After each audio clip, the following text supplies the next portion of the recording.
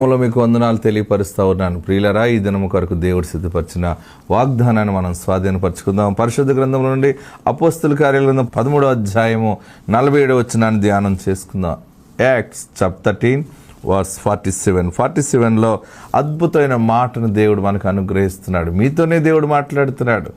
మీరు శ్రద్ధగా వాగ్దానాన్ని రిసీవ్ చేసుకోండి, నోట్ చేసుకోండి.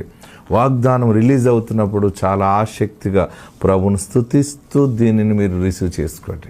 అపోస్తుల కార్యాల గ్రంథం 13వ అధ్యాయము 47వ వచనంలో ఉన్న మాటను దేవుడు మీకు అనుగ్రహిస్తున్నాడు. నేను చదువుతున్నాను, నాతో కూడా కలిసి మీరు కూడా ధ్యానం చేయగలరని తెలియపరుస్తున్నాను. నీవు భూదిగంతముల వరకు రక్షణార్థముగా ఉండినట్లు నిన్ను అన్యజనులకు వెలుగుగా ఉంచి ఉన్నాను. దేవునికి మహిమ కలుగును గాక. ఈ మాటను జ్ఞాపకం చేసుకోండి. నిన్ను అన్యజనులకు వెలుగుగా ఉంచి ఉన్నాను.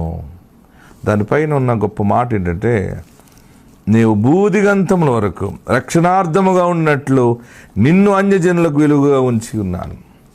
దేవుడు నమ్ముకున్న బిడ్డలకు వెలుగుగా ఉండటం కాదు, దేవుడంటే తెలియని మనుషుల ఎదుట నిన్ను ఒక వెలుగు కలిగిన సాక్షి స్తంభముగా దేవుడు పెడతా ఉన్నాడు.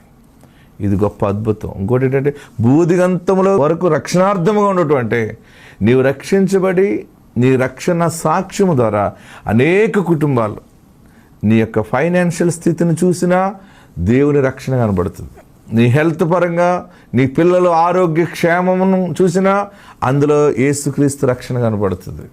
నీ ఆలోచనలు, నీ ప్రాజెక్టులు, నీ కంపెనీ, నీ పని, నీ వ్యవస్థ, నీ జాబ్, ఎవ్రీథింగ్ అన్నిటిలోని ఏది ఎవరు ఇసలు ఎలాగ అభివృద్ధి అవుతున్నారు, వీళ్ళు ఎలా డెవలప్ అవుతున్నాడు, ఈమె ఎలాగ ప్రమోషన్ వచ్చింది, ఇంత నాయకురాలు ఎలాగైపోయింది, ఇంత నాయకుడు ఎలాగయ్యాడు, ఇంత పరిపాలన ఎలా చేస్తున్నాడు, ఇంత వ్యవస్థను ఎలా నడిపిస్తున్నాడు అని ఎవరెవరు ఎన్ని రకాలుగా నిన్ను 1 to 100 ప్రశ్నలు నీ మీద కుమ్మరించిన, నీ చుట్టూ ఉన్న ప్రతి ఆశీర్వాద డిపార్ట్మెంట్ని టచ్ చేసినప్పుడల్లా ప్రతి దాంట్లో కూడా క్రీస్తు రక్షణ కనపడుతుంది.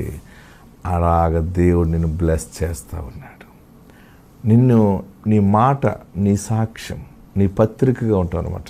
ఎక్కడికి వెళ్ళినా నువ్వు ప్రయాణం చేస్తున్నది కూడా, నీ ప్రయాణం జరుగుతున్నప్పుడు, నువ్వు కార్లు వెళ్తున్నప్పుడు ఎవరిని చూసి ఏంటి ఆ మనుషుడు ఏంటి, ఆ యోగం ఏంటి, ఆ విధానం ఏంటంటే యేసు ఆ బిడ్డని ఎన్నుకున్నాడు, యేసు ఆ కుటుంబానికి తోడుగా ఉన్నాడు, అలా దేవుడే వారిని పైకి తీసుకొస్తూ ఉన్నాడు.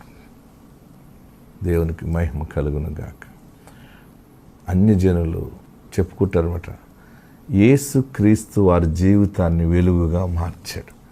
మరి ఇంతకాలం మన జీవితాల్లో మనం ఎన్ని చేసినా వెలుగులేదేంటి అని నిన్ను